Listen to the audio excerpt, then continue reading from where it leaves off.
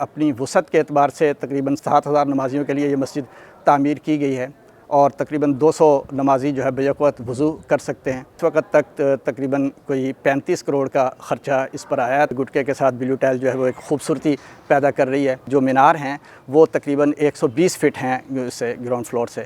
میں سمجھتا ہوں کہ یہ جنوبی پنجاب کا جو ہے اس میں خوبصورت مساجد میں سے ایک ہے۔ اللہ اکبر، اللہ اکبر، اللہ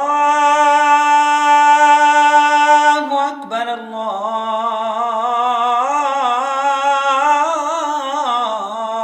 اکبر۔ جامعہ خیر المدارس 1931 میں بنا ہوا تعلیمی ادارہ ہے۔ اس میں ایک پہلے 1964 میں مسجد بنی تھی اور وہ مسجد بھی خاصی بڑی تھی، مگر یہ کہ اس مسجد میں نمازیوں کے اعتبار سے، طلباء کی تعداد کے اعتبار سے وہ کم پڑ گئی تھی اور اکثر گرمی اور سردی میں طلباء جو ہیں ان کو سردی میں اور دھوپ میں کھڑا ہونا پڑتا تھا۔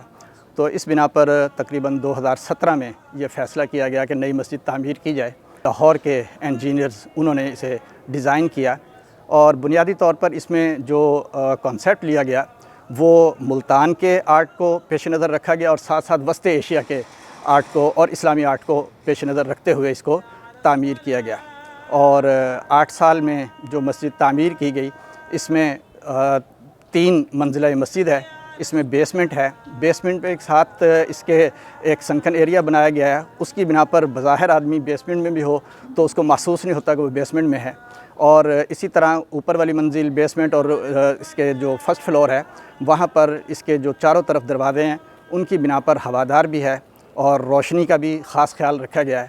تو اس طرح یہ اپنی وسعت کے اعتبار سے تقریباً 7,000 نمازیوں کے لیے یہ مسجد تعمیر کی گئی ہے اور تقریباً 200 نمازی جو ہے بیک وقت وضو کر سکتے ہیں۔ اس میں ایک لائبریری کا بھی ساتھ نظام رکھا گیا ہے، خانقاہ کا نظام رکھا گیا تربیتی، اور اسی طرح ایک ساتھ ہی متصل مہمان خانہ بھی بنایا گیا کیونکہ جامعہ کے مہمان جو مسجد کے اعتبار سے آتے ہیں ان کو وہاں پر ٹھہرانے کی ضرورت پیش آتی ہے۔